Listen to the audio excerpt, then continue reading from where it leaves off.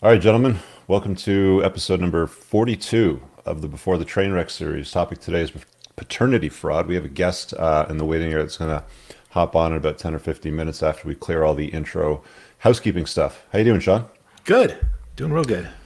So, fun fact, this is, I think, literally almost to the day 1 year anniversary of running Before the Trainwreck. Patriarchy meeting number 42. Yeah, well, we missed a few Yeah.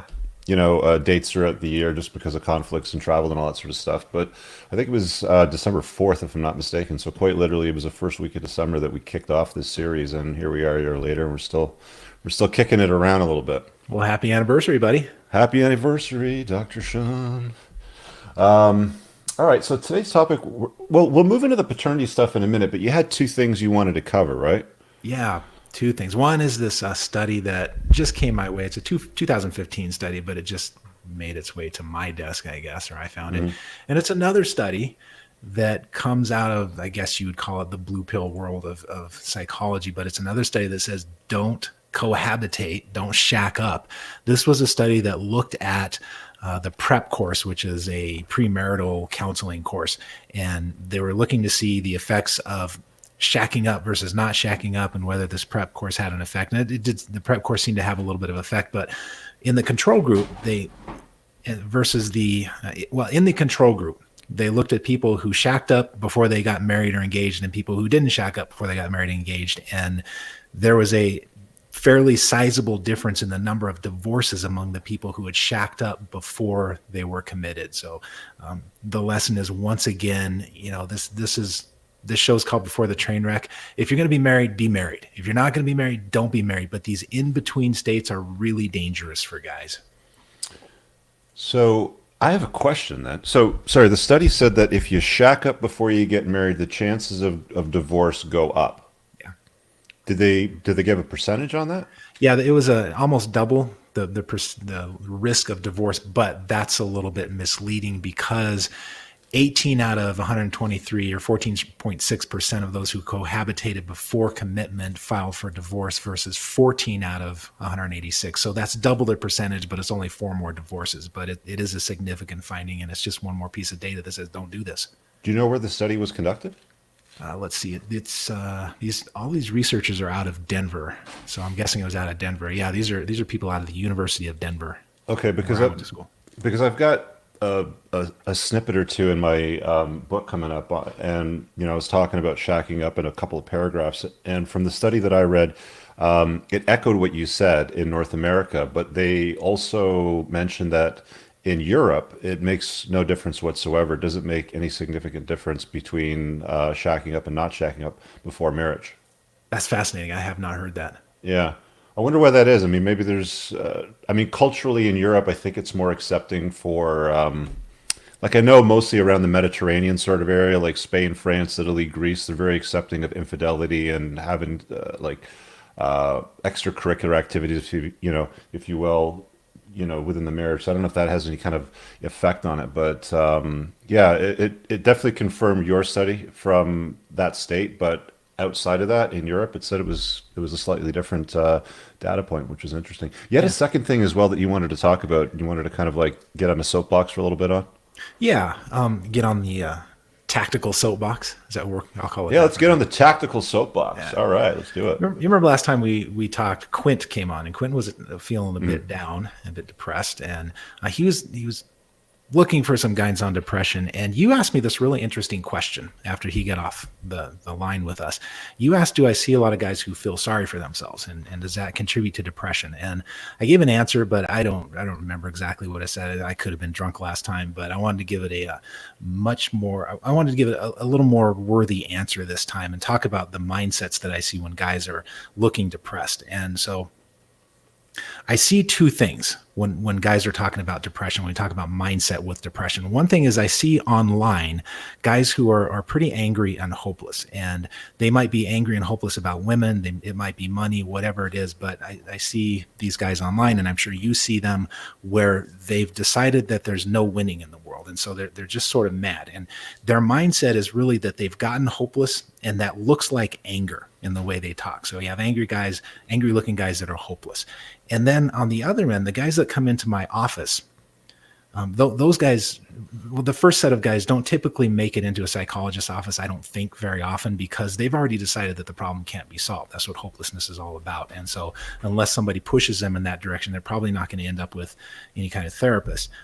But guys who do come in of their own volition, they have a very different mindset. These are guys who have become immobilized. So let me talk a little bit about what depression is, or one aspect of depression that shows up a lot in guys. So there were some experiments in the 60s, because psychologists are jerks, where they would take rats and they would put them in conditions and see how the rats would behave. So one experiment that I remember reading about a long time ago was you'd have two rats, one in each cage, and you have identical cages. And in this cage, there was a sadistic little thing where a light would come on and then the floor would get electrified. And it didn't kill them. It was just enough to shock their sensitive little feet, because they're barefooted, right? And so light and shock.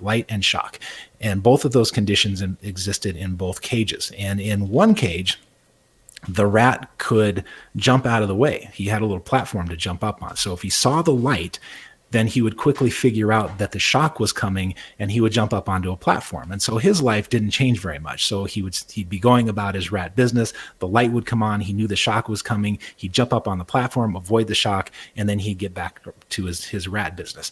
In the other cage, there was no escape. And this is where psychologists really become assholes sometimes.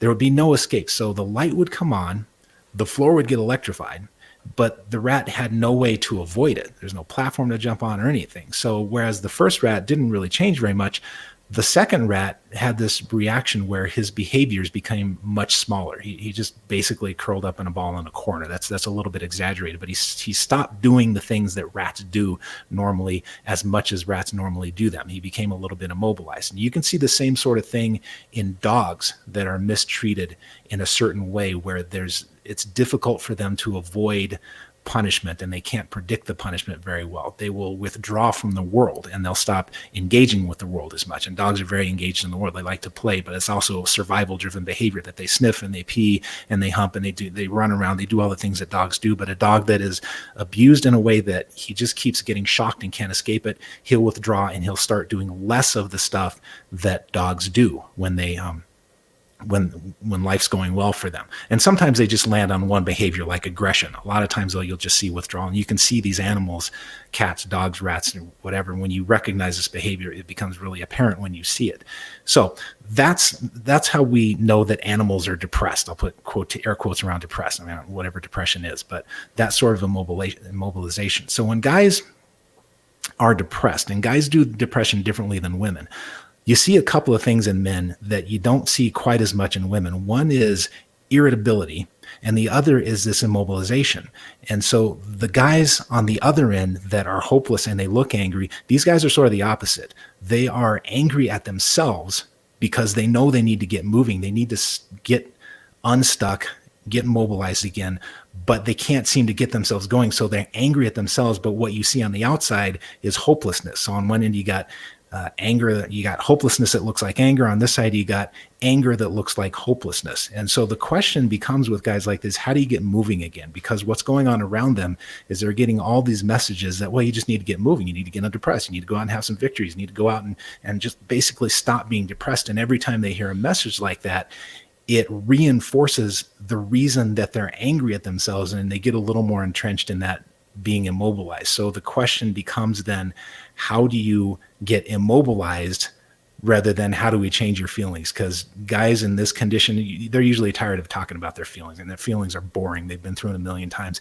They want to know how to get unstuck when their mind is saying, you need to get immobilized because every time you move, you get shocked. So stop doing that. And their own mind becomes their own enemy, even though the other side of their mind is saying, why aren't you moving? What's wrong with you? So that's a little better description of the mindsets that I see in guys who are presenting as depressed.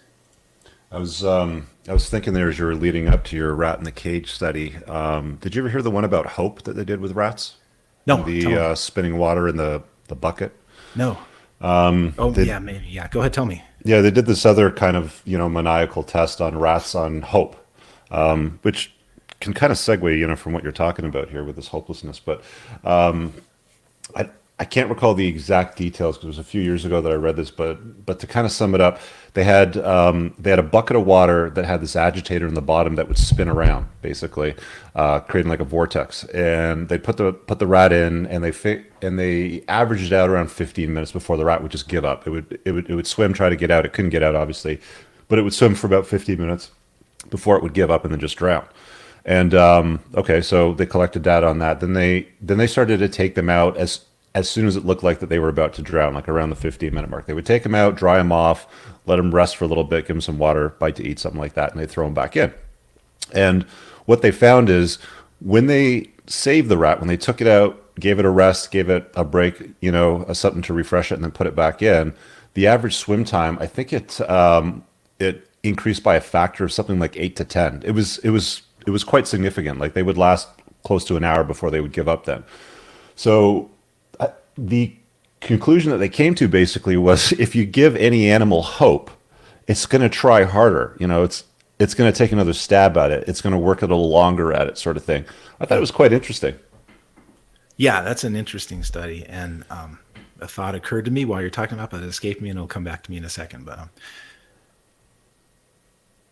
I know what it was. It was Okay. the sense of agency that whichever end of the spectrum, these two mindsets that I was talking about, whichever end of the spectrum you're on, it seems to be that guys get a little out of whack in their sense of what they control and what they can't. So on one end, you have a guy who believes that the world is just completely beyond his control. There is no hope. He's the rat that gives up after 15 minutes versus the guy on the other end who has maybe a misapprehension that there's more that he should be able to control and maybe needs to take up a little bit of stoic philosophy and recognize what he can control and what he can't control, because that sense of I need to be control of everything, including my own emotions, that sort of, that can lead to a state of hopelessness because the world doesn't cooperate when you have that mindset.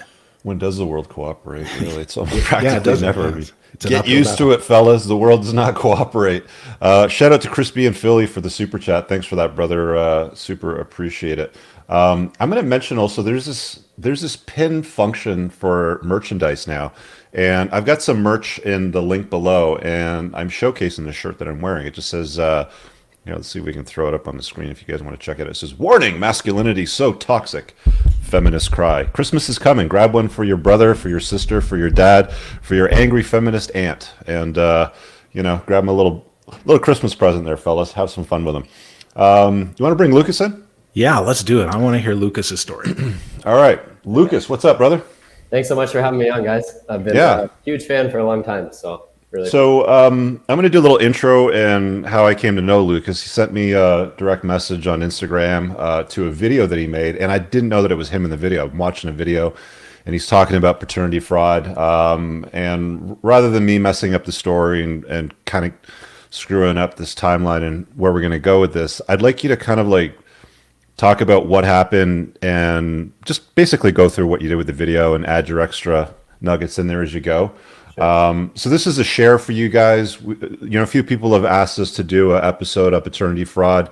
I thought this was a great way to kind of go about it because this is a guy that actually experienced it, and there's no better way than to learn from somebody else's mistakes rather than doing the mistakes yourself. It's a far less expensive way of going about it. So Lucas, you're front and center. Go ahead, man. Awesome. Thanks so much. It would have been great to have somebody else be able to hear their story on this before going through this on my own. So hopefully this can help somebody out there. But so there's a lot to this story. I'm going to lay it out, and then hopefully you guys can kind of ask some questions and fill in the blanks. But so everything started back in August. And to kind of prelude all this stuff, I've been a big fan of, I've started following Rich on Instagram. And at that period, from about March on to August, I was just focused on myself, trying to just excel in, I started a couple businesses when I was younger, and I've done well for myself. But I had a breakup, and I was just focused on me. And around the start of August, we were planning a new project that I was in as a band. It's called 1988. And we had a photo shoot for that band. And I was on Instagram just kind of going through different models around Windsor, which is where I'm from. And this girl popped up. And so I'd asked her to come out for a photo shoot to model some of our merch. And so she ended up coming out to the photo shoot. And she was one of the most, what I thought, genuine, bubbly, excited, like full of life, like a lot of energy, and just someone who seemed very excited to be alive, and just had a good vibe about her, which I thought I was pretty good at reading people, but apparently not. So we ended up having the photo shoot. We had talked at the end. She had said, I'm not dating anyone right now, haven't been with anyone for a while, but I'm going away on a trip, and when I come back, I'd like to see you a little bit. And I was very upfront from the beginning. So quick question. I just kind of want to hop in from time to time to get some clarity. So you didn't ask her out. She just volunteered that she'd like to go out with you when she gets back. Yeah. It was basically like the vibe of the photo shoot was like really, we had a lot of fun. Like she was somebody who I really connected with. We shared a lot of the same interests in art and apparently work ethic, which was not true.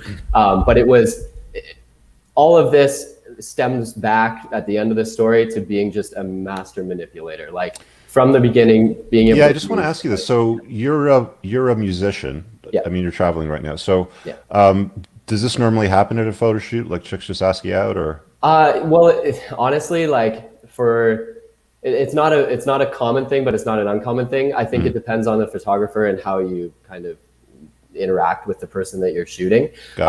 It is very known, like I know you guys talked about it a lot, and it's not a stereotype that's untrue. A lot of girls or guys will get girls to come into shoots and either charge them nothing or trade services or whatever it is. So typically, like my main business is not photography, it's commercial work for like corporate clients.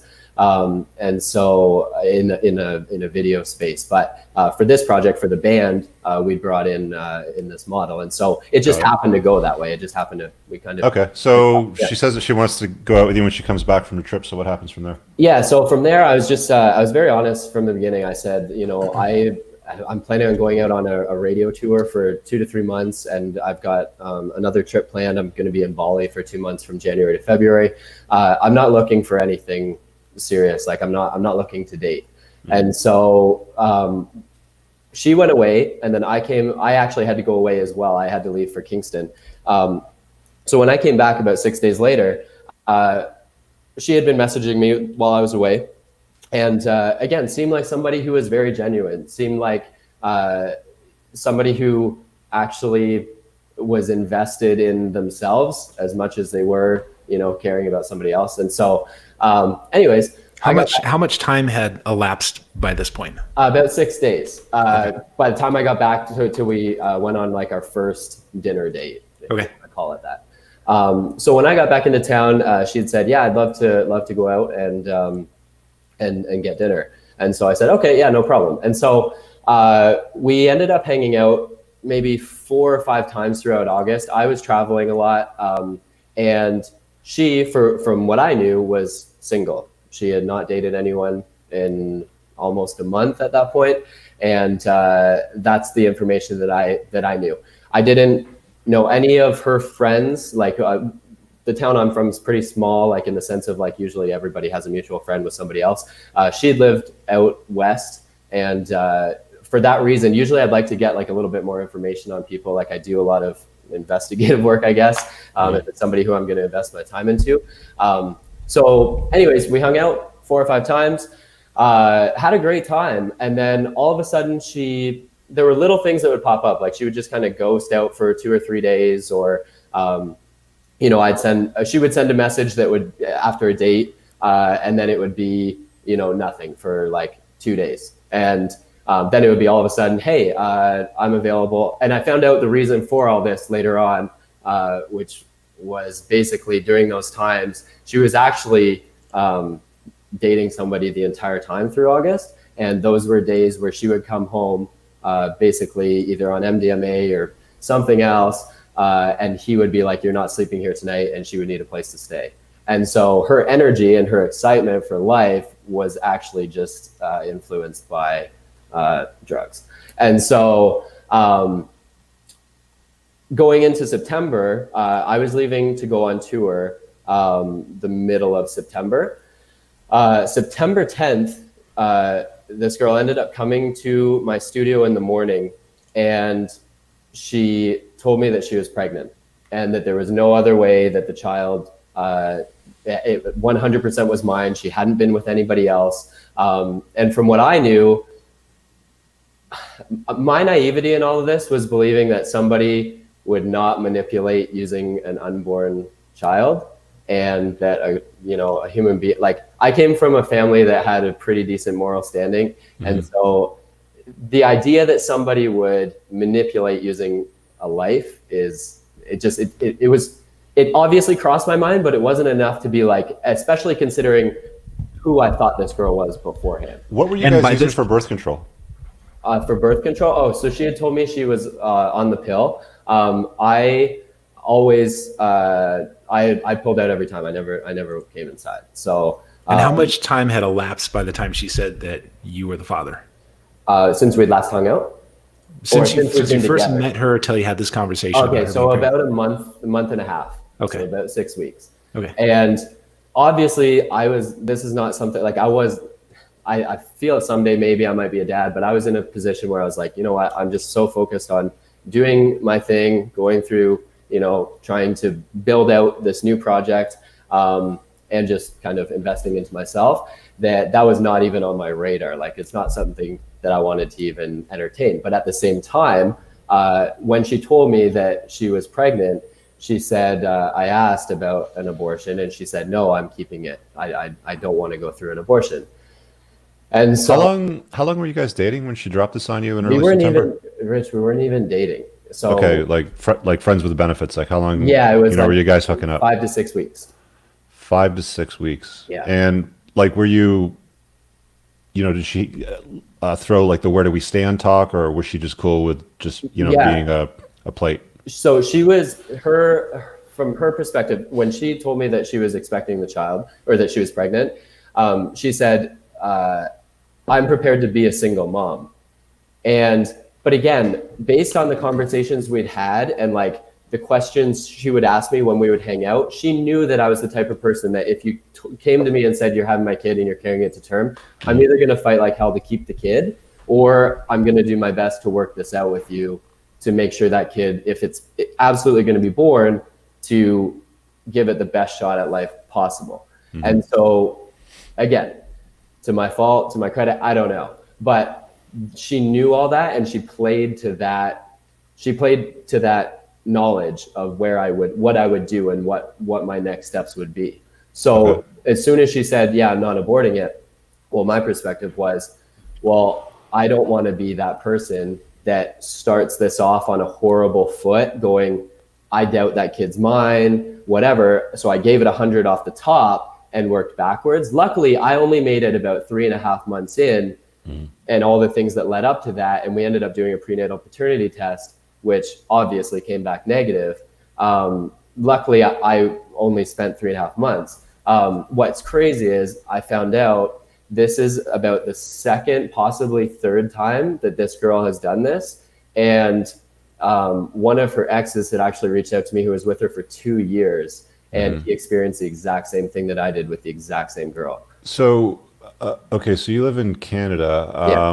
The prenatal paternity test, how did you guys order that? Because there's certain places where they don't even let you run a paternity test. Like, how did you guys have that conversation? Like, did you say to her, like, I really want to make sure that this is mine, or? Yeah, so what happened was, so the moment that happened, my buddy from the States was actually visiting, because we were tracking the last parts for one of the songs that was coming up for release. And so he was like, man, like, you got to get a prenatal paternity test done. And I didn't even know that existed.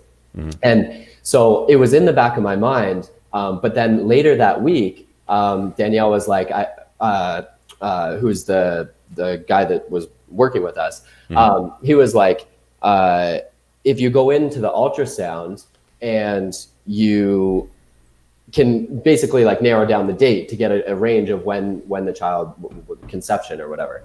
And so when we were in the ultrasound, the dates lined up so close. So then again, like it took away that hesitation that possibly the kid wasn't mine, because the ultrasound dates were like within the range when, if there was a time that we could have had that child, it would have fallen in that date range. Now you said you talked to the guy that ended up being the father, right? Yeah. Did you find out like we don't know how if he was how close she was banging both of you? Yeah, this was awful. Was it like the same day? Like she'd hop off one dude in the morning and get on another later on that night, or? Yeah. So I was in Kingston, and we found out. So the reason that I ended up getting the paternity test was I ended up getting a message from that guy, and if it wasn't for that message, it definitely helped to expedite everything. But it was just very, at that point, very common knowledge on my end, I guess, that the child was most likely not mine after talking with him. At that time, we'd actually sat down and figured out that, yeah, it was about 18 hours between times when he was with this girl and times when I was with this girl. So. Okay. And then you found this out when? The end of November, or? Yeah, so I found this out the first week of November, second week of November. So basically for 2 months you thought you were going to be a dad, and you're kind of 100%. And you want to know the craziest thing, and this is like from the psychologist aspect of it, like I'd love to understand it. Maybe there is no understanding except for it's just someone who's totally demented. I found, so in conclusion of all this, I found out that she knew full well the child wasn't mine before, because the person she was with, they'd agreed to have an abortion.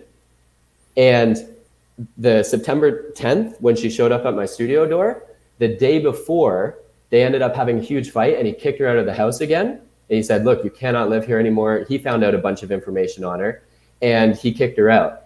Well, so was he raw dogging her too? He was. Like, did he pull out, or was he busting outside? No, so I mean, like, we're getting down to the nitty gritty, but I'm just trying to understand, like, what she's trying to play here. She told him that she was sterile, and so he was going every time. And so, again, we don't even know if it was his. We have no idea. Well, the chances of it being his, if he's going inside and you're not, is definitely, like, really freaking high. So, very high. However, there's possibly 2 others through August that she was also sleeping with. So Possibly. And based off all this, highly likely that those are confirmed. So, yeah. So I found out when I met with the other ex, it was about 2 or 3 days. So I was actually in back home, and she was actually with my family. And sorry, to go back. This is the thing I wanted to bring up. She, like, obviously knowing that the kid wasn't mine, used so many different scenarios to put the emotional connection to the child from my perspective. It's going so far as to being like, hey, we should record when we tell your parents. So she's sitting there, and honestly, like, it's sickening to watch it back. I still have the video of when I told my parents that, and I've never had a kid, like, I've never even had a pregnancy scare. And so we sit there, we tell my parents that I'm going to be a dad, and this is the mom, and everyone's, they embraced it wholeheartedly, because they know my character and that I would be a good dad. And so obviously it's not how we would have wanted in an ideal world, but she sat there and was tearing up with my mom and saying, I'm so excited to be, your son's, mother of his child. It's interesting that she wanted video documentation of that. She wanted everything, and bringing me to the ultrasound, making, like, printing out the, the ultrasound photo. And then we were on tour. So this is the other thing, is I was planning to go out on a radio tour. I ended up having to cut the tour short because of all of this. And midway through the tour, she was really pressing, like, hey, we should do, a public announcement on the baby.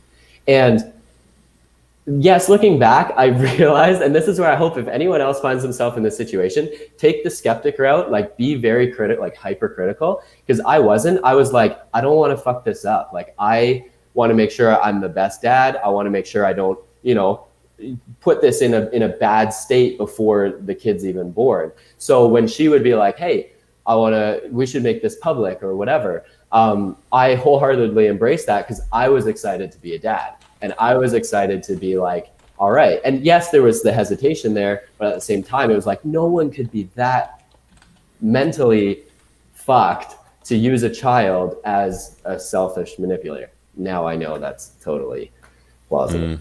So she was building emotional investment in you, knowing that you were not the father. Correct. Like having you talk to your parents and so forth. This was to build some investment on your side. Like she's selling you a car and she wants you to drive it and take the kids along and have a good time with this car. And yeah. Okay. Yeah. Hey, I got lost on a detail. She had to agree to the paternity test, right? Yeah. So here's the crazy thing. Okay. This is what, okay, so there's two little perks for her being with me. The first was we had a trip that we'd planned to go to Mexico. I was going to Mexico anyway, so I ended up buying her flight. Because turns out she can't hold a job. And we were also relocating as well. But she kept asking like, hey, if you need me to work, whatever, like I'm happy to work. But we were in transition. We were back and forth between actually Quebec City and Windsor. And so there was no way, like my kind of stability is I own two companies, so I'm okay. Whereas she couldn't find a job in her field, being mobile like that. Plus we had, at that point I was bringing her to Bali, bringing her to Mexico. So those were the two perks. So what happened was I was out of town when I met with her ex. And we sat down, figured out, we banged her within 18 hours of each other. Very highly likely the child isn't mine. Right before that, though, and the reason that whole thing kind of like climaxed at that time was when I was back home, I asked to take her mom out to lunch. And I didn't really know her family. And at that point, I was really having my doubts just from some other things that she was doing. And I was starting to get a bad vibe. So I took her mom out to lunch, and at lunch she said, I don't think Danielle knows whose kid it is. And at that point I was like, what are you talking about? Like, how can there be any doubt? Like I would ask Danielle point blank, you can't, like, you have to be 100%. And so at that point, I ended up doing enough like research on how to contact the ex. So then we sat down. And then from there, and this is where I knew the likelihood of the child being mine was like a 5% or less. Was after Hang on, Lucas, back up. You said it was the mom who said she has no idea who the father is. Yes. Okay. Was this the first time you had any idea that she was banging somebody else? This is the first time that I had, like, obviously I had my doubts that someone like that, because like we hung out a couple times, and then I think it was like our second time we hung out, like we hooked up. So I had my doubts that someone who I wasn't with, who was as like aesthetically attractive as she was, would not be doing that, considering how like cavalier she was with us, right? What made the mother suspicious? Again, I don't know that. I didn't really get into too much detail. I would imagine mom and daughter had talked before, and she knew more of the story because she knew her in the times I wasn't around when I was traveling or whatever throughout the end of August and into September. You would think that she would protest more for the paternity test because she would know what she's done, right? Like why would she agree to it? Your girlfriend. Like, why would she agree to a paternity test? Okay. If she sorry. I keep exactly what she did. Back. Okay. So after that meeting with the mom, and she said that, then, who called? Sorry, I almost said the name of the ex. So she called me after that meeting with the mom, and at that time she was asking like questions as though she was like prying into what we talked about. And I just told her point blank. I said, "Look, your mom had just brought up that she thinks we need to get the paternity test done, and I'm not comfortable moving forward, like investing anything else until that test is done." And from my perspective, it's like, okay, yeah, if the kid's 100% yours, I would want that test done so I can get, the proof and say, yes, 100% the child is yours. Mm-hmm. And so as soon as I said that, she peaked like to 100 on the phone. And I ended up just having to hang up the call because she blew to 100. And at that point, and then it was just firing message after message after message after message. And just like, you're not fit to be, it was all like emotionally attacking. You're not fit to be a dad.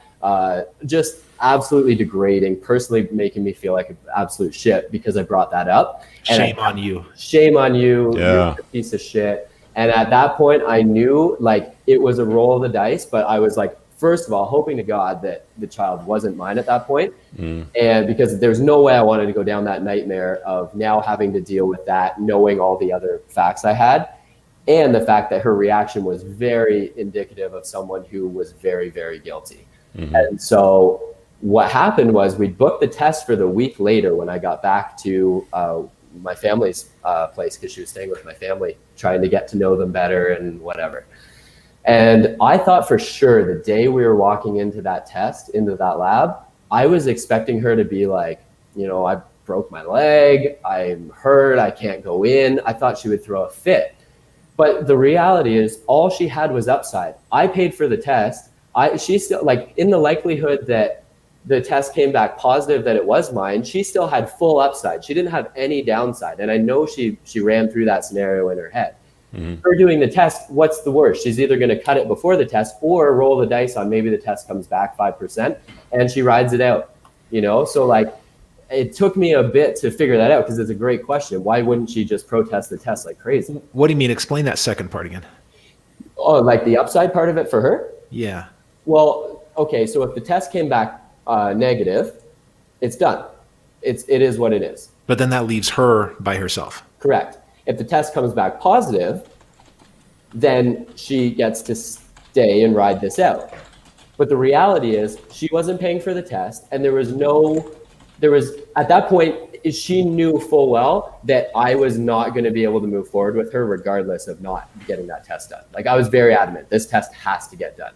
And all of your actions based on the last week when I first brought it up with you are showing me that you have no idea. And if there's any hope of you actually proving that this child is mine to me at this point, you have to get this test done. And so for her, she doesn't really have a choice at this point. She doesn't have a choice. Yeah. And so she rolled into that lab test, no problem, did the test, and walking out, you have nothing to be worried about. Test's going to come back positive. It's going to be yours. And the week later, a week from that date, we were actually scheduled to fly out to Mexico, and most of my family was going to be there as well. And thank God the test actually came back about 3 days early, because I talked to my dad. And at this point, I hadn't really reached out to anyone else except for my brother, and it was very like base level because, again, I didn't, like, so naive. I didn't want to give a bad perspective of her to my family. And I wanted to make sure like that I had all my facts straight before I went down the road of totally destroying this girl's reputation within my family. Does that make sense? Yeah. She's a brazen one though. I got to tell you, man, like, she's got some balls on her. Something else.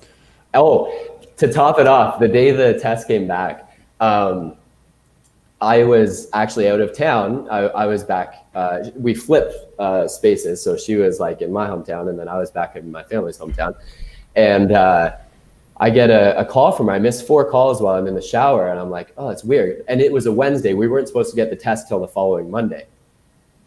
And I get out of the shower, and I call her, and she goes, "Did you see the test?" And the way she said it, I instantly knew it was negative. I was like, no, I didn't see the test. I'll call you right back. So I open my email. Sure enough, test is there. Open it up, call her back. And I'm like, honestly, at this point, I'm not surprised. I knew all of this before. Like, I've actually met with your ex. I've started to put the pieces together. Like, the charade is over. You've totally fucked this one over, and you fucked me over. And this is the audacity of this person, like, not a moral bone in her body. She goes, fuck you. She's like, this is your fault. And I just clicked the phone. That's the last time I've ever talked to her. She's messaged a few times through Instagram at that same day, and I ended up deleting everything, told my family to delete everything, and that was it. So this was all somehow your fault, huh? Yeah. Oh, it's all mine. Yeah. Okay, so there's a super chat there that I want to get to in a second. Maybe Shawn, you can think about this, but Rich and Shawn, what are the before the train wreck clues and characteristics of a woman likely to commit paternity fraud? But I want to kind of hold up the red pill mirror on this one just to see how accurate the philosophy is. So Yeah. the doctrine would basically state alpha seed, beta need, in this scenario where there's paternity fraud. So alpha seed comes from the higher value, better genetic DNA, providing seed. And then the pivot goes over to beta bucks. But I'm looking at a guy that's handsome, a musician. I can tell you're muscular. You look like you're tall. Like, yeah, 6'1". So what happened? Like, was this guy just like a freaking Adonis? Like, you met him? Like, how does this reflect red pill thinking with the alpha seed beta need? Because this is a pretty significant pivot, right? With the ex? Yeah, with the ex guy that knocked her up. Okay, but she tried to pin it on you as a father, which would lead me to believe that she's looking for provisioning from you. Right. So in the conversations we had, she asked some very intelligent questions, and this is the thing that really got me so invested into this from the beginning, is because she's very witty, she's very intelligent, and she would ask very personal questions in a way that was not confrontational. It was just gathering information. So she knew. I would say I'd be willing to bet she had a very good understanding of how I would act in a situation like that well beforehand. She knew how I would treat the idea of being a father. Regarding the ex, he also super handsome guy. He's 6'2", 6'3". But I think she was realizing that he was figuring out all the bullshit. Like he was far enough along in the process of being with her that she knew that had maybe an expiry date on it. Possibly. What about the provision aspect of it? He was also. Were you a better provider than he was? I would say at the time. Okay, so yes and no. Like I am definitely not struggling by any means, but because of a certain publicity stunt that I'd planned to do for the launch of the band.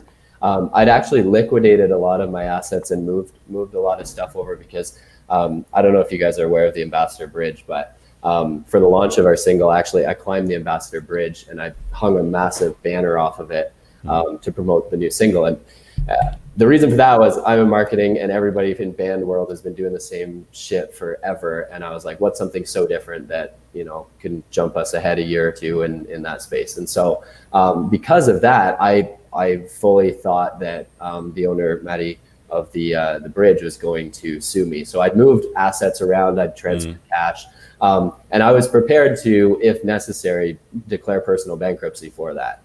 I still hold my corporations, but so at the time, I definitely was not the better provider financially, aside from the fact that she knew that I had the things that I have, and the fact that what I offered her was more probably what intrigued her or appealed to her, which was fame or the idea of being in the spotlight. And so she knew I was going to be on radio every few days, and I was going to be on Global and all these news stations. I don't know if that accurately reflects the nature of the red pill, because as you're probably familiar with it, fame and that kind of reach kind of falls more into the alpha seed part, right? The beta provisioning, for her to try to cuckold you, which is basically what she tried to do. She got knocked up by the other guy, and then she tried to pin you to raise a child. I don't know. I don't know. I'm struggling with this one, Shawn. What do you think? This is a tough one because there's some personality stuff going on, obviously, and it's really tough to get into the head of someone with a personality disorder sometimes, because the thinking can be so emotional and so impulsive that, man, I'd be really hard pressed to try to figure out what was going on in your head. So, thanks for the super chat, Darmy. But what are the before the train wreck clues or characteristics a woman is likely to commit paternity fraud? I mean, borderline personality disorder. Like, there's a few people already in the comments going to that, but that seems to be the go-to default. What do you think, Shawn? I think that profiling is really tough. And my profession tried to get into profiling for a while back in the 80s and 90s. And profiling just doesn't really work if you're trying to line up characteristics of a person. Now, it does work to some degree if you're looking at behaviors. Like the Israeli police, I think, are, from what I've heard, are very good at looking at a crowd and profiling behaviors. But that's very different from trying to stack up, okay, person's got X, Y, Z, therefore they are going to be a serial murderer. They're going to be they're going to commit paternity fraud and so forth. So rather than trying to profile for someone who's going to do this, I go back to my default, which is investing the time and doing the intelligence work and getting a baseline on their character over time. Which, like, how much time do you need for that? You get past the honeymoon phase. So a long time, a couple years. The FBI spends 2 years after they've, from what I've read, I'm not in the FBI, but after they have agreed to contract with somebody, they spend 2 years in probation just getting to know that person before they say, okay, we think we can trust you. So if 2 years is good enough for the FBI, I think it's good enough for a decision like who you're going to potentially have a child with. Wow. Okay. So what else are we missing here, Lucas? Like, was there any other part of the story? You said there was potentially a couple other guys around the same time. that was the like pretty, at that point, honestly, like the way that the coping through this is like, it's a shocker. Like, I thought I'd be all right. Like, and I have a really good like support system around me, but this one was like a brutal, like it was pretty bad. When you're mentally like prepared to be a dad and like you're going all in, and then it's like, you know, that's totally ripped away from you. That's a shocker for sure. But yeah, the idea that, or the reality that this is the multiples of this exact scenario with this person. It's 100, like this person, in my opinion, needs help. Like, and that was honestly the way to, for me personally, and just in this situation specific, was the way that I've been able to cope with it and get over it pretty quick and still, you know, go about my business, is the fact that like this person is mentally ill, and, you know, it's not something that it was just me specific. Like, it's something that's a pattern for this person. And from that perspective, at least in my mind, that was easier to stomach it, in the sense that, you know, this person is ill. It's like, you know, any other disease or illness. I mean, it's the extreme of like anything I've ever heard. But yeah, 2 or 3 confirmed. Do you know what became of those other cases? Did she have abortions or what? Yeah. So one of them wasn't a case of paternity fraud. So there's actually technically, let's say 4. One was a miscarriage, and the person that was with this girl thinks there might not have even been a child, potentially. So that one was a miscarriage, and then the other 2, abortion, and then unfortunately, or fortunately, I don't know at this point, this one was aborted. And that's the thing, it's like, this person was willing to, in September, the start of September, go through with the abortion and just do it, you know, before the thing was, you know, 4 months along or 3.5 months along. But no, they waited to use it just for fully, you know, self-serving purposes, to manipulate, and then they still had to abort the child. So, you know, now it's a 4-month-old child. How did the other guy find out that she was banging you too? Oh, so my little publicity stunt on the bridge, one of his friends, she ended up having a bunch of reshares on some of the local news networks, and he's like, "Hey, isn't this your ex?" And that's how he found out. Sorry, he thought that you were her ex? No, so he knew about me because when I did the bridge climb, I started popping up, and I was attached to Danielle. So something came up where it was that. Oh, so he got suspicious then, and he probably looked at your feed or whatever and put 2 and 2 together. Yeah. Got it. Wow. How old is this lady, if that's not giving away too much information? Mid-20s. So she's been busy.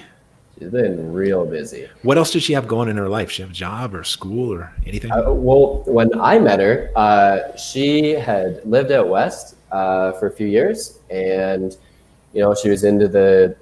I've been traveling a lot lately, and so that was something I never did through my 20s. I literally just worked my ass off through my 20s, and getting into my 30s, I was like, I want to travel and start to enjoy some of the fruits of my labor, I guess. And so she had that apparently going for her.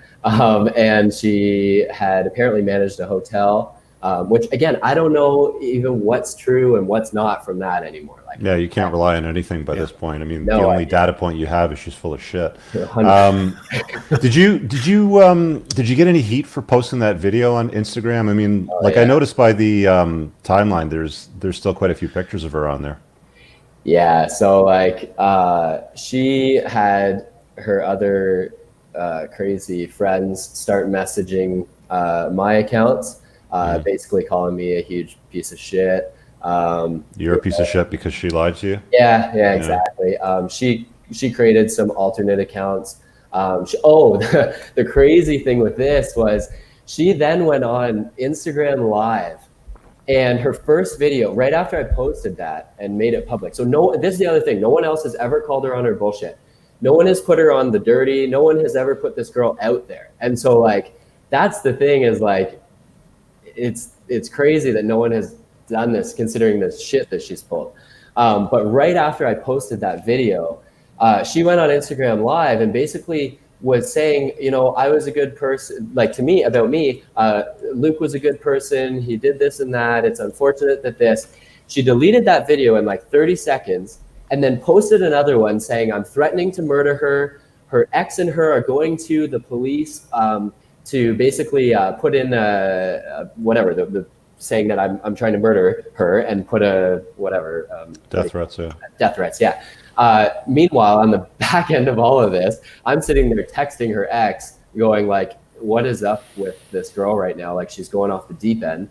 And he's like, I don't know. He's like, can you just work? And this is the other thing. I'm glad we did this now because I didn't want to give her ex any more problems that he already had to deal with in order to kind of navigate this. And so at this point, child no longer exists. They're not together. I'm not with her. I can start kind of being more open with it. But yeah, it's like Sorry, just remind me what happened to the child. Like, what happened to the pregnancy?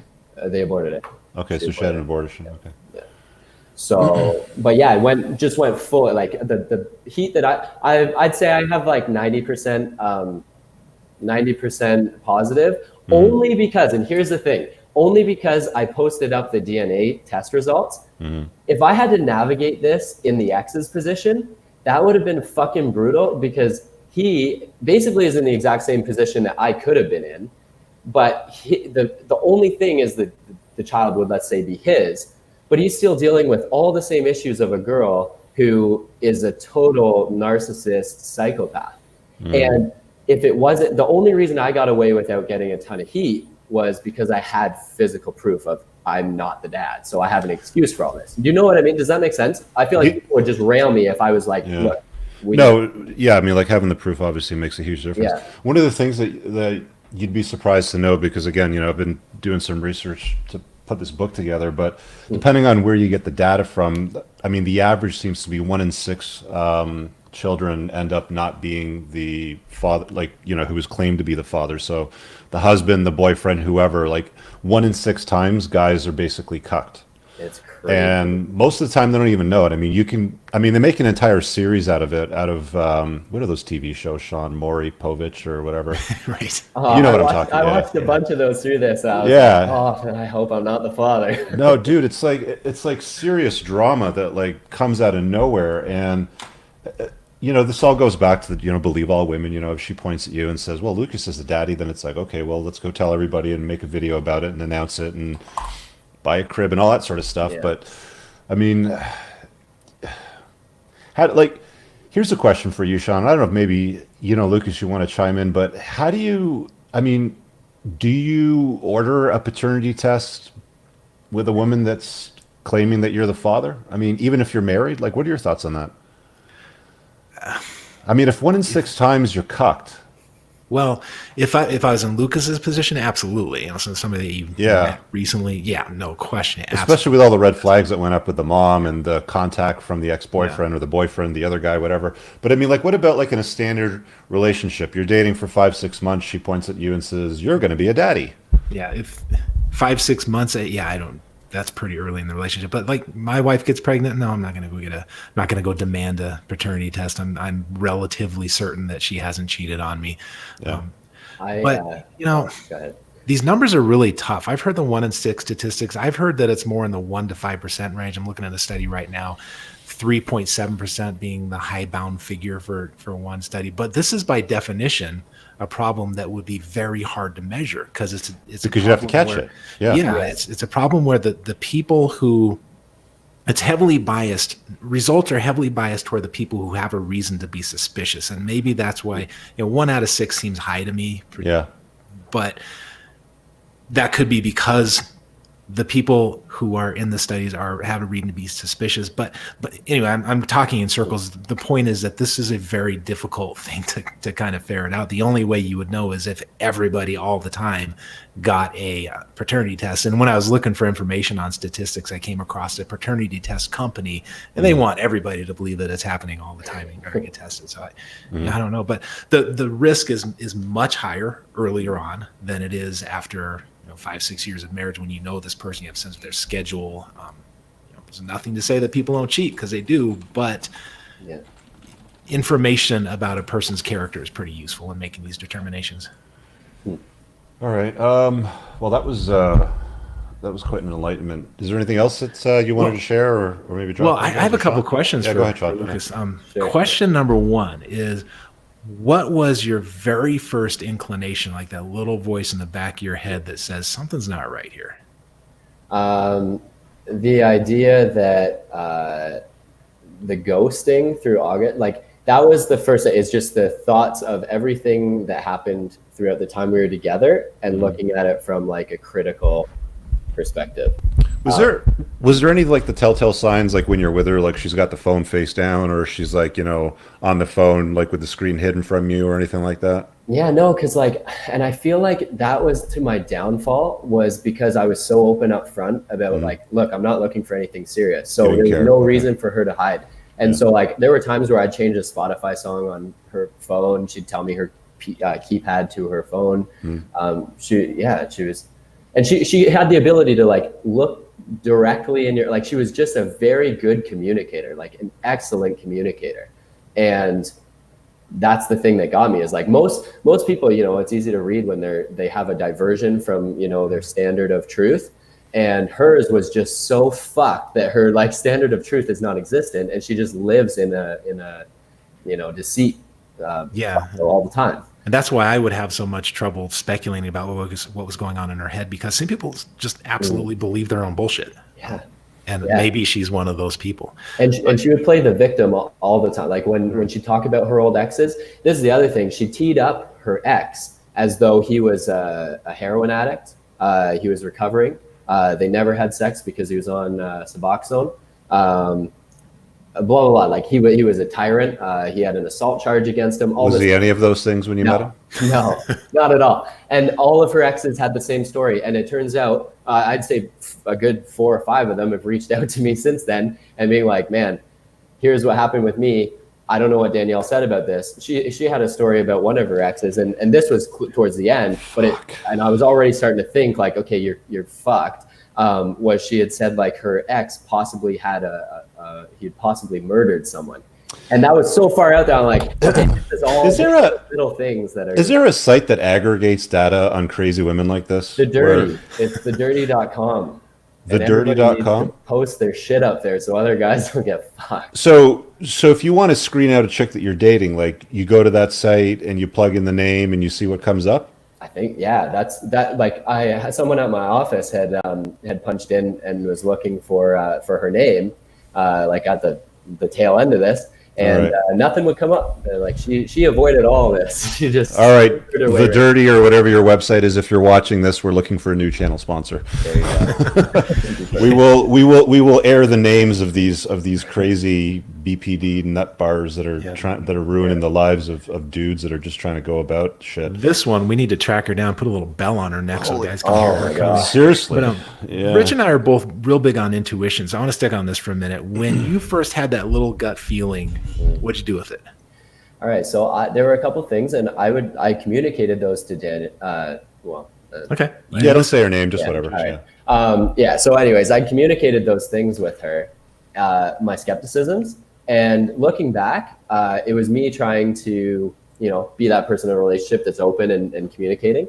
Looking back, it was like feeding her ammunition so that she could then manipulate, because now she knew where my insecurities lied with my perspective on her, and she was able to then just gather other information and build this beautiful story of total bullshit.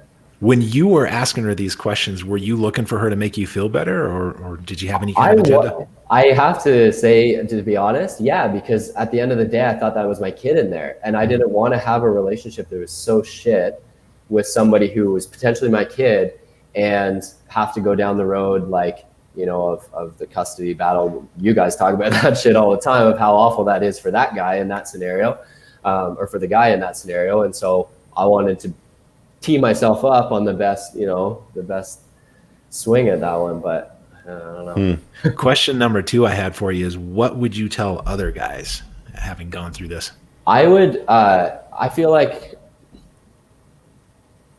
baby aside, like in the sense of like actually having a child come up, or just dating in general. Just what'd you gain from all of this? Definitely play the skeptic, in the sense of, like, if somebody is truly being honest, if somebody is, has a good, intent, they're not going to be put off by you if you ask the questions, or maybe take the stance of, hey, I'm not willing to invest this much right now until this is done. Anybody who's reasonable, anybody who, has logical thought processes and understanding of, human interaction, should be willing to bite the bullet on that and go, okay, these are valid concerns. So definitely play the skeptic, and be very cautious with who you are that open with off the get-go, especially from, like, being somebody who's able to provide and putting all those things out there. So 1, trust but verify. Yeah. And 2, always be in control of the birth. It's one of the iron rules of Tomasi too, right? I mean, you pull out and you can be a really good puller outer, but as one guy said that used to work for me many years ago, who had 5 kids, I said to him, "Oh, you got a 6th coming?" He goes, "Yeah, and I thought I was a really good puller outer too." So yeah. Oh, and then my last piece of advice would be maybe consider, freezing the little guys, paying the 10 grand and getting the old snipperoo. I don't know. It's an option. Don't have to worry about it. All right. We got another guy waiting who has a story to share. Darren's in the queue, so we'll put him on in a minute. Lucas, dude, thanks for coming on and sharing that. It's like not many people would do that. I get that she burned you, and it's worth warning others so that nobody else goes through this nonsense. I mean, that must have been taxing, right? I mean, like, how was that for a couple of months of that nonsense? Well, yeah, like I said, the ambition that I had moving forward got absolutely hammered and tanked. So it took a lot of resources out of me, and then must have put a dent in the chasing of excellence, right? Oh, 100%. It was a hard diversion, a hard left. Yeah. Wow. All right, dude. Anything else, Shawn, before we switch over to Darren? What was it like when you got that email and the results were negative? All right, at that point, it was absolute relief. And honestly, I felt bad for the ex. I was just feeling for the ex at that point, because that could have been me. So, but yeah, it was a relief at that point, 100%. Yeah. Thanks for sharing your story, man. It's much appreciated. You should write a song about this and put it out. That's the like silver lining in this, is I'm like, well, I got a lot of content for like a good while. Oh yeah. Well, like pretty much every great, song that I listened to growing up was always over a chick, right? So exactly. You got a story on this one. Do you want to shout out to your band before you go and just tell everybody where they can find you? Oh, thanks, man. On Instagram, it's at 1988music. The band's called 1988. We're currently working on the website and stuff. On Spotify, it's 1988, and the latest single is called Crossfire. So love it if you guys check it out. Yeah, I listened to a bit of it. It's good stuff. Thanks, John. Appreciate it. All right. Thanks, Lucas. Appreciate you joining us tonight. All right. Thanks for all you do, man. I really appreciate it. See you, bud. All right. Darren, going to get you in 1 sec. There's a super chat here from Darmy. Thank you, Rich and Sean, for being rational dads never had. How do I unlock the ability to enter chat, join your private group or your website? No, you don't have, like, if you're watching live broadcasts, at the button beside the super chat, you can join the chat. It's a membership. I think it's the bottom tier. It's less than $5. Either way, it's set to that just so I don't have to get distracted playing whack-a-mole with, the crazies in the chat on the other screen. So plus it helps support the creation of the content on the show. So if you want to hop into the membership, just join that on the basic tier and you can hop in the chat. There's a few other perks there as well. So Sean, we got another guy waiting, and Darren sent me a DM earlier today, and his story is, well, it kind of starts with fake boobies, right? As so many good stories do. Well, a lot of good stories start with boobies. So we'll throw Darren on. Darren, how you doing, man? Hey, good. Sorry about the noise back here. I'm sitting in a Starbucks. The music's kind of loud here, so. No, I think you'll be okay. So can you tell guys what the message said, and maybe we'll dive into your train wreck story, because this show's kind of turning into, hey guys, here's some warnings that you should be aware of. Yeah, first of all, I'd like to thank you guys for all your content. And Sean read your book. It was amazing. I wish I had it 30 years ago. Well, thank you. To read. And anyways, yeah, I sent Rich the DM today. Basically, I want to, put the story out there. I'm older. I'm in my hey, Darren. 50s. Darren, sorry, just to get the audio better, can you just pull the mic closer to your mouth, like that little mic piece? Yeah, sure. There you go. Yeah, because it's picking up a little bit of background noise. Okay. Go ahead. Sure. Okay. Yeah, I'm in my early 50s. 50, can't remember what age I'm. It's my second marriage. First marriage was the typical, I just got married. Everybody else is. I had a daughter. And then I stayed single for a while, and I met my current soon-to-be ex when she was in her mid-20s. So basically probably just ready to get off the carousel. And what was the age difference between you guys when you met? She was like 25 and I realize now that, I was a stable guy, stable job. I have a, good stable job. And my daughter was about 5 at that time, and she welcomed, that also was fine with her. And so there wasn't any issues there. So we, spent a lot of time getting to know each other. We moved in, obviously, I realize now too quick. I was stable, so she wanted some stability. We moved in together, and we were good together for a good 5-6 years, and then she wanted marriage. And I, thought at that time, well, we put in the time, it's what she really wanted. Not really me, but again, I realize now I've been raised in the blue pill manner, and I've acted blue pill most of my life. And so I agreed to that, and I was agreeable to that, and maybe future children, at that point, I thought, okay, it's possible.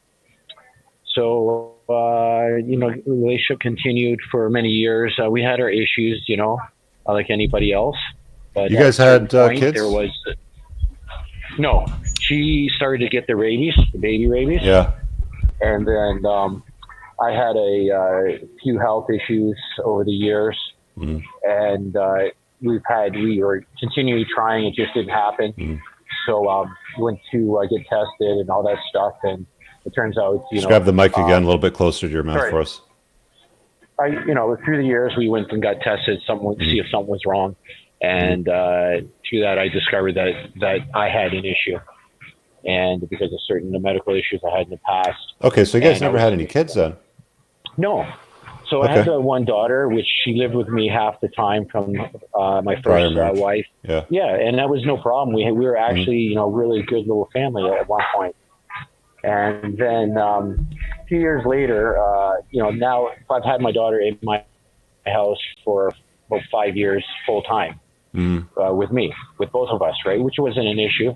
We all got along great. It was going really well. Then about 3 or 4 years ago, we've had a good life. We traveled a couple times a year. Went to Thailand almost every year. I love to train Muay Thai and all that stuff. So Where do you we live? go there every year. In Ontario. Okay. Here, not far from you. Okay. And we traveled to Europe. We had a pretty good life, and so we went there, and all of a sudden she brought up an issue that she wanted to get breast implants, right? And sort of not even really discussing it with me. It's kind of, we're going there, and it's in Thailand. It's very cheap to get it. It's a lot cheaper than it is here in Canada, and they're very good at it. They do a lot of surgery there. A lot of people go there for plastic surgery and stuff, right? So all of a sudden she just, I'm getting it done when we go next time, without it really even discussing with me. And she went and did it. And, saying, basically saying, she's paying for it. It's a practice here. But really, I realized afterwards that I was paying for it indirectly.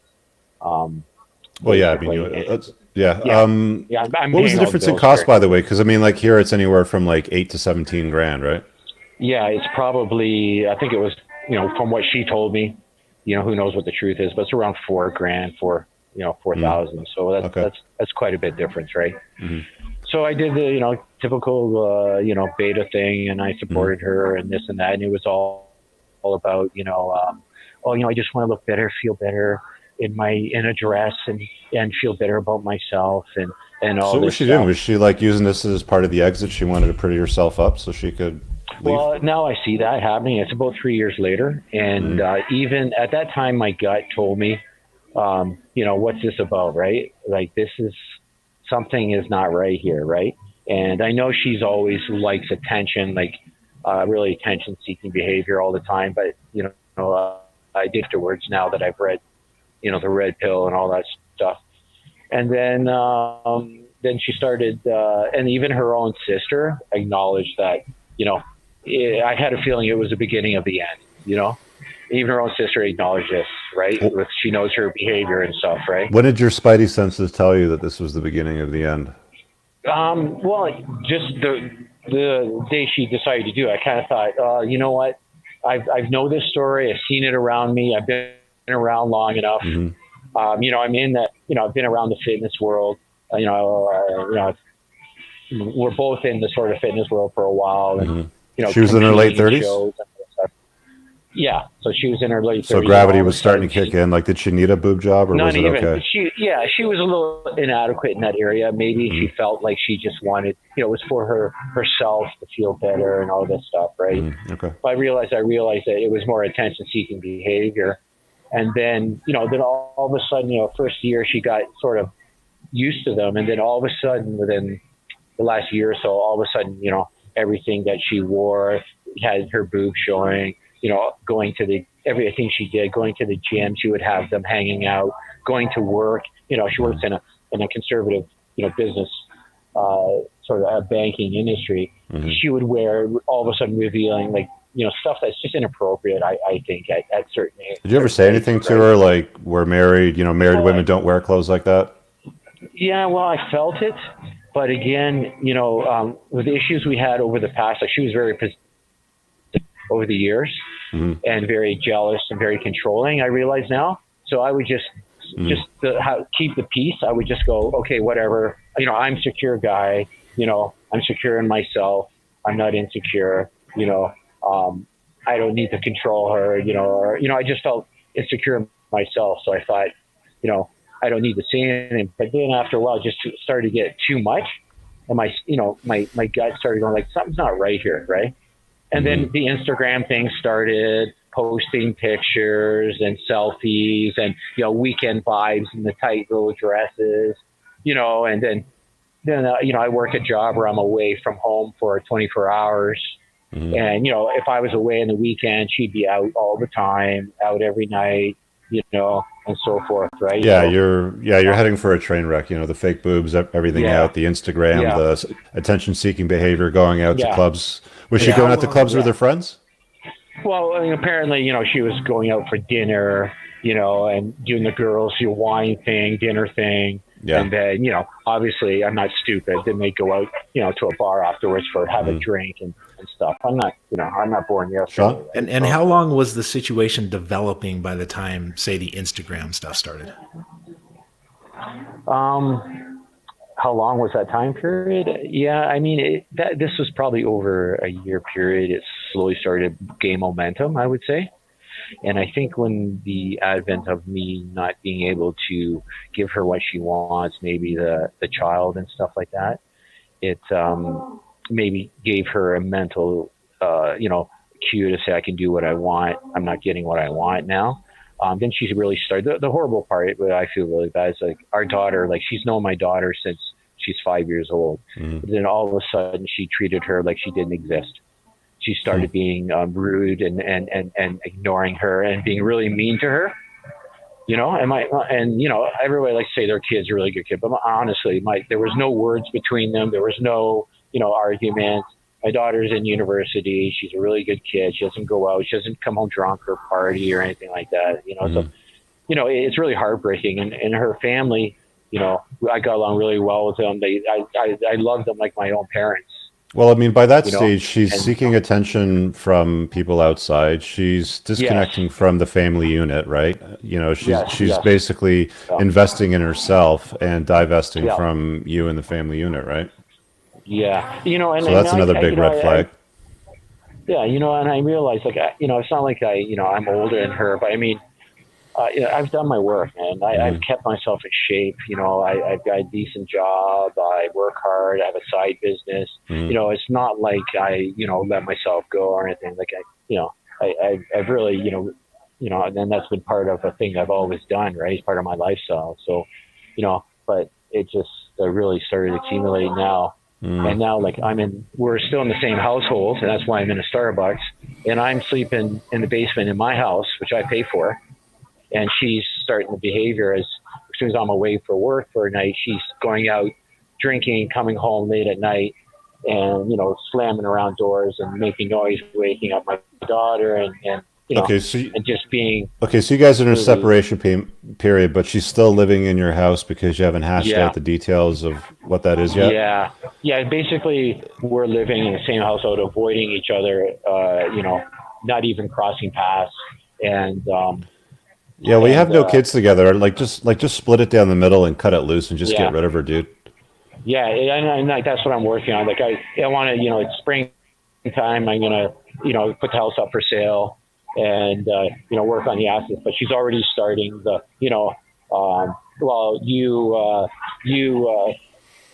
I should get more than you and all this stuff. So yeah. Oh, really? Why? The vortex now. Really? So why does she deserve more? I don't know. She said she's bringing up petty details like, oh, I bought this furniture and that furniture and I paid for this on vacation. Meanwhile, she's never paid a cent towards, a mortgage or taxes or anything like that. It's always been me. And, she's always had the nicer car. Like she's driving a Mercedes and I'm driving an older vehicle, only because I pay for everything, right? But if you ask her, it's, I pay for this myself and this and that. And, female solace. She doesn't realize that you give them the ability to do that, right? All right. So yeah, I mean, just want to state out there that it's you wouldn't think this would happen, years ago and stuff like that, but nothing surprises me now. This young guy's story here, I think I even know this girl. Like he mentioned her name, and the corridor between where I am and he is not very far. It's pretty close. So she's got a reputation, huh? All right. Yeah, I've heard this name before, so yeah. Let me just mute your mic for a second. I just want to give Shawn an opportunity just to clear your background noise. You got any clarifying questions, or do you want to dive a little further into this one? We got some shit audio on his end, so I'm curious to know what Darren thinks is the lesson for guys coming up behind him. What do we learn from all this? All right, so let's handle it this way, because your audio, you're getting a lot of background noise, Darren. So I kind of want to wrap it up in the next minute or so. So, what's the lesson that guys can take from this experience? Go ahead. I think the lesson is you need to really pay attention to the red flags and the signs of someone's change in behavior. And don't just plow through like I did and ignorant of what's going on. I think there's so many things that I should have put my foot down and held my frame. and I didn't, just to keep the peace, just so that I could, go to work and have peace of mind. I have a real, sort of pressure job and a lot of responsibility, and I just wanted to have the peace. So I just let her do certain things, and I never, put my foot down and just said, no or whatever. So I think when you start seeing these things happen, you need to nip them in the butt right away, and you can't continue to let the behavior continue, or it'll just get worse. It's not going to get better. All right. Thanks, Darren. Appreciate it, man. Okay, thanks. See you, Thank you. brother. Thanks, Peace. guys. Thank So before we go to Jose, we'll go to you next. Just give me a couple of minutes. So the whole enforcing boundaries with women, like, let's say, Mrs. Smith decided she wanted to open up an Instagram account and start posting sexy pictures of her new tailor-made boobies and going out with her girlfriends on the weekend. Like, would you put your foot down and enforce boundaries and give her the married women don't do that, Mrs. Smith? Or would you let it like, what's your recommendation, guys, on that? Well, I always start with curiosity, and this is something that I've had to learn over the years. Instead of rushing in, asking a lot of questions about what's going on here, what's the story, fill me in, something's changing. What's the story behind the story? Why did you open up an Instagram and you're showcasing yourself there? Yeah, You just kind of ask it like that, drop it on her? that's where I'm going to start, because where else are you going to start? I mean, you can put your foot down with people, but there's an interesting study on this a long time ago. People will do one of a few things. Some people are going to obey. Some people are going to specifically disobey. And then a very small percentage of people will approach it logically and say, well, what's going on here? Let me make my own decision about this. No, I like that. I've heard you say that before. Like, you like to get curious about things that require some curiosity, I suppose, eh? Yeah. Maybe there's something going on that I need to know about. And if his video hadn't been so crappy, I would have asked him the tough, rude question, which is, and it would be a helpful question for him going into this separation. Well, he's still there in the waiting area, so go ahead and ask it, and we'll pull him back in. So, Darren, if we were talking to her, what would she say is the reason she started pulling out of the marriage? All right, there you go. You know what? It's hard to say, but I mean, I think she would justify her actions by just turning the blame back on me, saying I wasn't attentive enough to her, and I didn't make her feel special, and the typical woman things. I wasn't begging at her altar, telling her every day how beautiful she was and how much I wanted her and stuff. And honestly, like near the end, like even with all those assets, her behavior was so nasty to me at times and my daughter that I couldn't see her in a good light. Believe it or not, like that could actually happen. And it did. Like, it was so repulsive to me. It really turned me off. Like, it's really shameful. Really in the end. So. All right. If that answers your question. Thanks, Aaron. All right, so there you have it. Rough times. I hope he's strategizing and getting some good advice about how to approach this and try to keep things as peaceful and inexpensive as possible. Yeah, it's rough. I mean, and it's like it never ceases to amaze me how both Lucas and Darren are taking the blame for paternity fraud. And she's showcasing herself, she's holding herself out to the public that she's available, and it's their fault, right? like the paternity fraud one blew me away. F you, Lucas. This is your fault. Flat out. Yeah. I mean, yeah. Who knows what's going on in her head? Darren's wife, I'd be curious to talk about her. She would have some. I'd like to hear that. Yeah, I'd like to get some curiosity into that conversation. Okay, she was sending signals. One way to look at this. Oh, is she's that definitely sending signals. She by her was behavior. trying to send him a message, and maybe it was effective. Maybe he heard the message and just wasn't a demand that he was willing to meet or whatever. But yeah, that's where guys can get curious and there's any way to slice this down to kind of get to the answer. Yeah. All right, Jose, before we get to you, I want to go real quick and take a minute to shout out to the channel sponsor, Grondike Soap. Tactical. Hey, it's Christmas time. Let's talk about Christmas again. It's Tactical Soap, guys. Get 10% off. You check out with coupon code Cooper. Pheromone infused, handmade, supports the creation of content on the channel. You guys have been watching the show forever. It's, we're 90 minutes into the show practically. So, grab some. Buy it for your son, for your husband, for your boyfriend. Buy it for yourself. It's Christmas time. Tactical Soap, coopersoap.com. Check out with coupon code Cooper. Let's throw Jose in. He had a chat here in the private chat. What did he say? My kids were physically abused by my mother's boyfriend, full custody of kids. She also went to jail for false accusations. All right, Jose, how you doing? Hey, how's it going, guys? I just want to thank you guys for having me on. Yeah. So yeah, I just wanted to talk a little bit about my situation. Currently, I have full custody of all my kids, and That's unusual. Yeah, how did that happen? yeah. So basically, her boyfriend, the my ex-wife's boyfriend, was hitting my kids, Hmm. and I contacted CPS, and they did an investigation, and they found out that he was abusing them, like hitting them. They came home with bruises, and then Were you after guys that, married or just dating? Or we were married. We were married why'd you for guys a split few up? years. 2016. And why did you split up? I found a text message of another man on her phone, Mm-hmm. so I would just lay, and I've never been the type to go through people's phones, right? Mm-hmm. I just happened to lay in bed, and then she had an iPhone. I don't know if you guys have an iPhone. The screen lights up, Mm-hmm. and then it had a message. It said, "I missed you." Hmm. That I didn't need to look any further than that, you know. Mm. So Okay.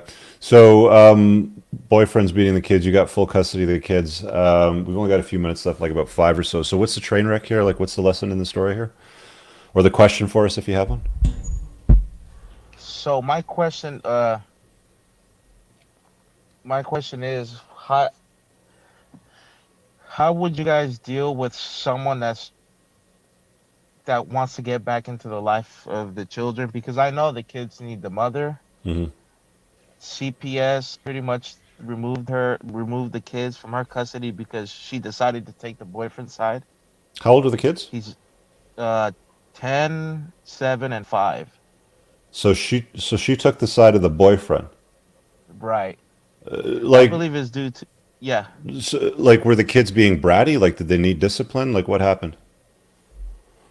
Well, see, I'm not really sure about that, Mm-hmm. but at the same time, it's like the kids will come back with bruises, right? Okay. So Yeah. that's, Um, and he also happens to be a cop too, he's a cop. right? Okay. All right. So, question. Sorry. Oh, hang on. I think his signal dropped. We lost him. Damn. Jose, if you're still there, click the link here. I'll post it again real quick. See if you. I just heard a beep. There he is. Join. All right. There you go. Go ahead. Hello? Yeah, that's okay. Yeah, you just dropped. So you had an ask. You had a question. Yeah, so what do you guys recommend me to do so she doesn't have overnight stays with them, you know? Because So what right does the now court say she about has supervised visits, meaning that she only gets to see the kids twice a week, 1 hour each day. Are they supervised I visits? really don't feel comfortable with the kids, you know, staying over her house. Sean's Just asking getting you under if they're the supervised visits, Jose. yes, They are supervised by who? by CPS. So you meet at their location. She has an hour with them, and they're supervising the meet. Is the boyfriend ever there? Well, they claim that he's not there. Mhm. Okay. That supposedly she kicked him out the house. So what are Is you So trying to achieve in all this? go ahead. What are you trying to achieve? Go ahead. Well, he just asked you, what are you trying to achieve with this right now? I don't know if you heard the question. Oh, I can't. I don't know. Somehow I can't hear what Sean's saying. Oh, you can't. Okay. So I'll Yeah. just repeat it then if it's not linking you. So yeah. So he's asking. Sorry, Sean. The question again. What is Jose trying to achieve in this situation? Okay. So what are you trying to achieve currently right now with the kids and the ex-wife? I want to maintain full custody. That's my main goal. And Well, once you set the precedent of full custody, it's very difficult for the other parent to change it. Where do you live? San Francisco. Okay. So And how long have you had full custody for? for about I would say like 8 months. She's still dating the cop, or did she get rid of him? She claims she isn't, but I have a feeling she is. Okay. Well, she sided with him, which is very unusual, but like that alone questions her ability as a parent. Like it leaves big question marks for her to pick a guy that's leaving bruises on her kids over the kids. So that's really bizarre. But I you want to believe if maintain this full custody?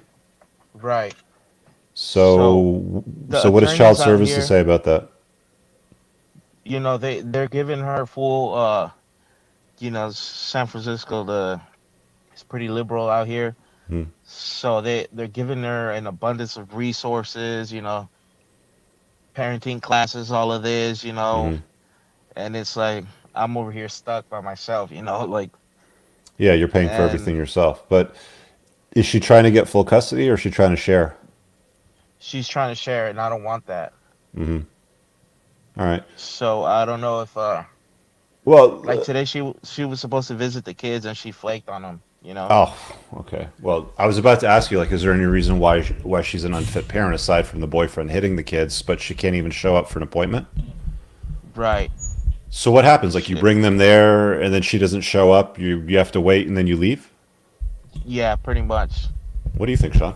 Well, unfortunately, these sound like legal questions, and I don't know the law in California. I'm not a lawyer anyway, so as tough as it is to swallow, I think these are questions you want to run by a lawyer and start playing offense on this stuff. Yeah, I mean, if you have the right to maintain the precedent that's set right now, then I would hold on to it until she gets Yeah. her act sorted out, right? I mean, she's clearly demonstrating that she's incapable of being a responsible adult or a parent at the very least. She can't even show up for a frickin' appointment, right? I mean, she makes incredibly bad choices with guys that are hitting the kids, and that alone and her not showing up for appointments. I mean, yeah, kids need their mother, but they don't need their mother as much as, people would lead you to believe after the age of 10. I mean, they're probably better off in the father's hands, if I'm being honest with you. But under that, yeah, the mom serves a pretty significant role. Well, yeah, and especially if the Yeah, kids are in yeah, danger and around her. it's Yeah. Yeah, especially if they're in danger around the guys that she's bringing home.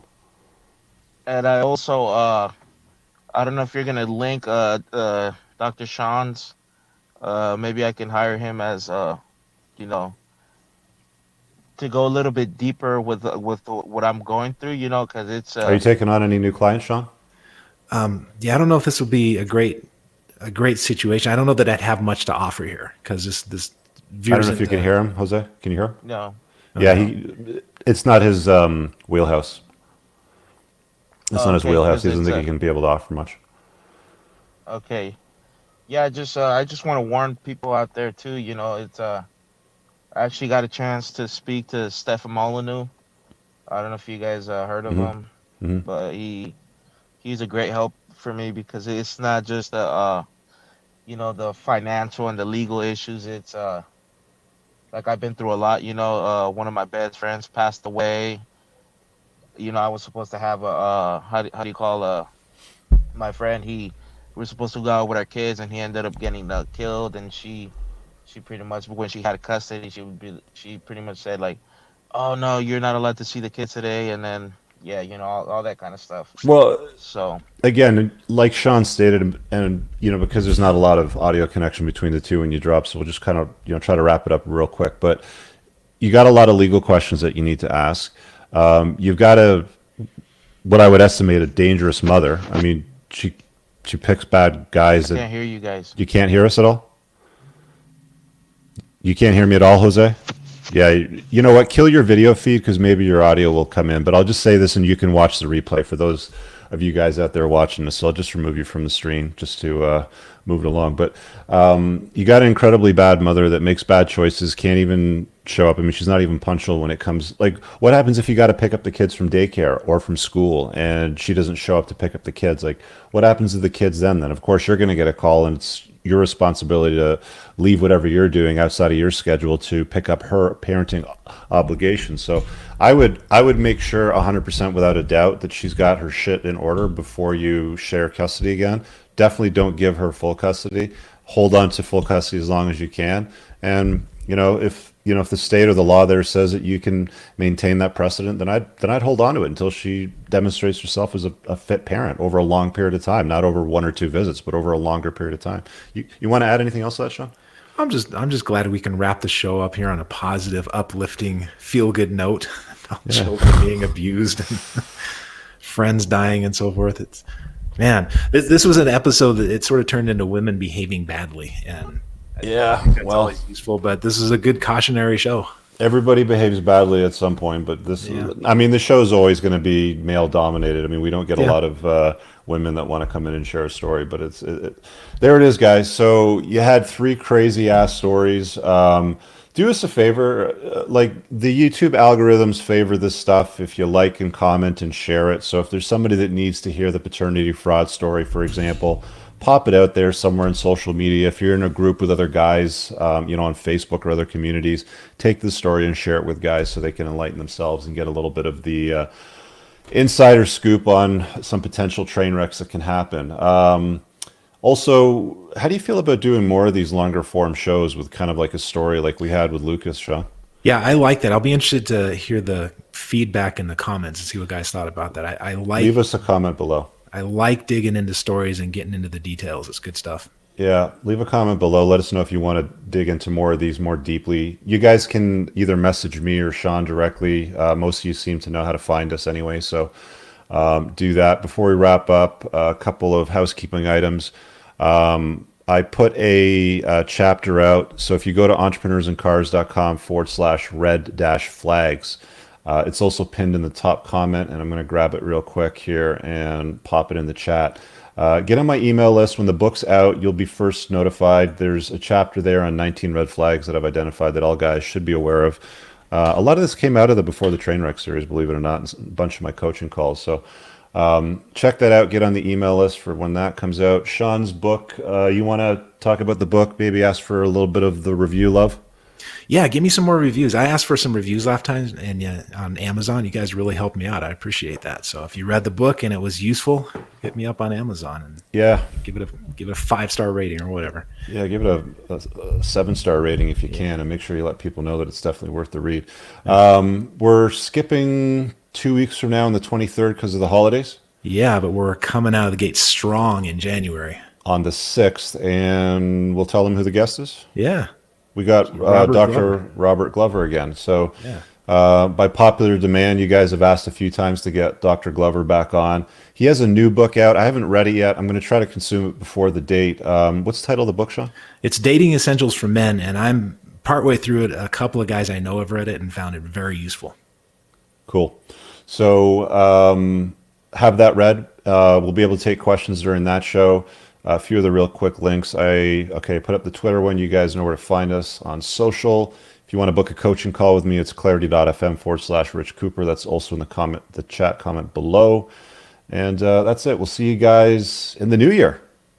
We're taking off pretty much the rest of the month. We're off back in the new year, guys. We'll see you then. All right. Peace. Merry Christmas. Enjoy the holidays. All right.